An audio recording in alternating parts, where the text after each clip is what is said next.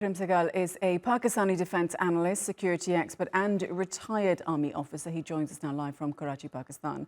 Ikram, ethnic or separatist violence isn't particularly new to Balochistan. You were deployed there I believe, 20 years ago. But why are we seeing a surge right now? What could be behind it? First, let me correct you. I was deployed there 51 years ago. I was the rifle company commander. The first thing took place in 1973. And I actually commanded the first heliborne company there, which we were using Iranian Chinooks. Now, the point is that obviously there's a resurgence of a lot of things after the American left Afghanistan. And obviously, this has been coordinated a bit because you have a situation up north in the tribal areas and in parts of Swat, and now you have a situation down in Balochistan. However, there are these, the worrying thing is that these are being coordinated at some level. And obviously, they are using a lot of the weapons that have been left behind by the Americans. I think Pakistan Army Pakistan Army did very well.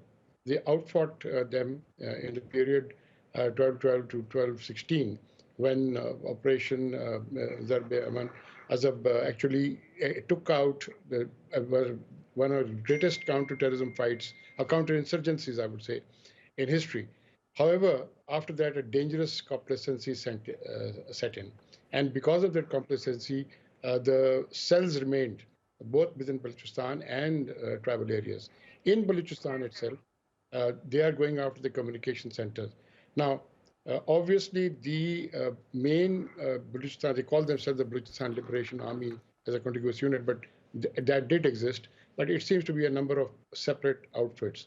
One of them is the old Jandullah group, which is operating in Iranian Balochistan against the Iranians there. So I think it is the interest of both Iran and Pakistan to protect this corridor. This is a corridor which needs, which is the China-Pakistan Economic Corridor. People also forget this is the old Regional Cooperation for Development, RCD corridor, right? So it is very, very necessary that at this moment, the Pakistan Army should go back into full gear. And the same thing that they did for NWFP, that is Khyber Pakhtunkhwa and Swat, is that when there was one corps there, they actually had that corps handling about 4 or 5 divisions. And that they need boots on the ground. And they need mobility, air mobility. And I think with better air mobility, better communication system, better, let us say, oversight, the surveillance drones, I think, the Pakistan Army has done it before and they can do it again.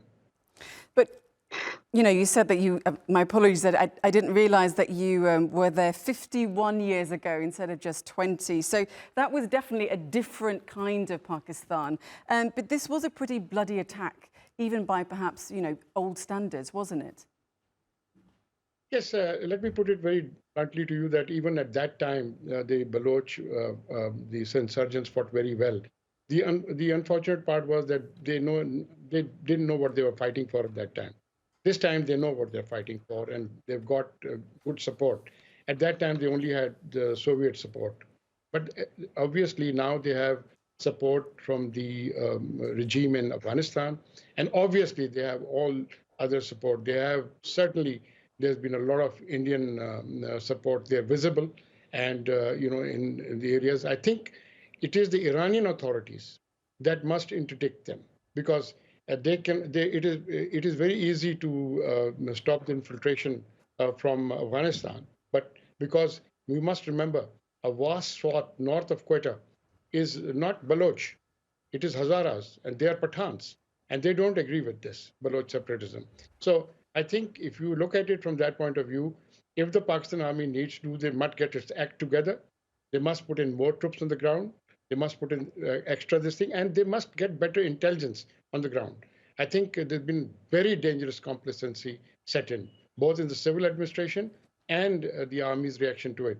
So I think all in all, what we need is a really determined effort, because if you don't do it, then this will escalate. In Pakistan, we'll definitely need to take a careful approach given the ethnic diversity in place. Ikram Sehgal, we'll leave it there, but thank you so much.